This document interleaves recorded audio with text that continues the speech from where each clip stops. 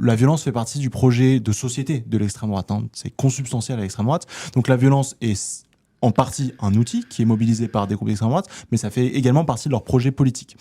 Du côté antifasciste, c'est absolument pas le cas. Ça fait pas partie du projet antifasciste Bien de sûr. société. Enfin, la violence ne fait pas partie de ça.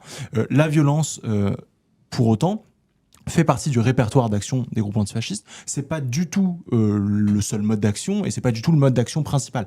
Évidemment, c'est celui dont on entend le plus parler et là, c'est celui qui est dans l'actualité. Mais il faut quand même rappeler que, je pense, 90% du travail militant qui est fait par l'immense majorité des militants et militantes antifascistes en France, c'est un travail militant extrêmement classique d'aller coller des affiches, tracter, organiser des conférences, aller en manifestation. Et donc, ce qui différencie le militantisme antifasciste d'un militant du Parti socialiste, c'est en effet le fait d'assumer la possibilité du recours à la violence comme un moyen d'action politique. Cette violence, quand on les interroge, elle est systématiquement présentée comme relevant d'une forme d'autodéfense et donc de réponse à une violence originelle.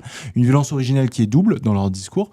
Avant tout, une sorte de violence diffuse qui est la violence de la société capitaliste, les violences sociales, etc.